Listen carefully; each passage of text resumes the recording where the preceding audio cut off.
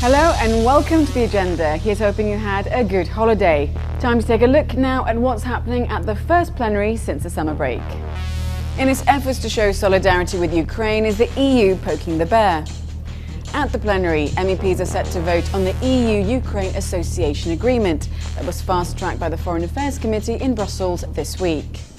The agreement creates a free trade zone between the EU and Ukraine by giving free market access and abolishes import and export duties. But how will Russia retaliate if the trade deal goes through? It's already under a barrage of sanctions as the international community tries to get it to withdraw from Ukraine.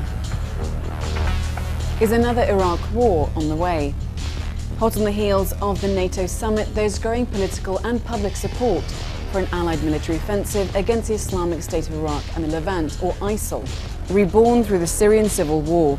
In their bid to establish an Islamic caliphate across Syria and Iraq, ISIL has killed, butchered and displaced thousands of Assyrian Christians, Yazidis and Shia minorities. MEPs will discuss the ongoing situation in Iraq and Syria, as well as the role the EU can play following the recent Gaza war. Where will all the money go? That is the question. In Strasbourg, the Council will present its final draft budget for 2015. Is an almighty fuss on the cards. Member states weren't happy that the Commission, in its original proposal, had increased commitments and payments.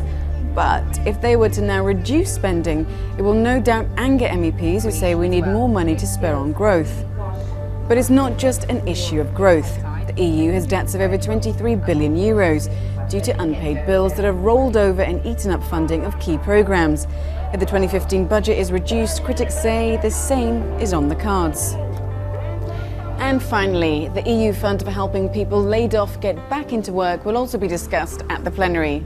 Under the European Adjustment Fund, businesses and member states can apply for EU funding to help workers retrain, get mentored, get educated, to help find their next job.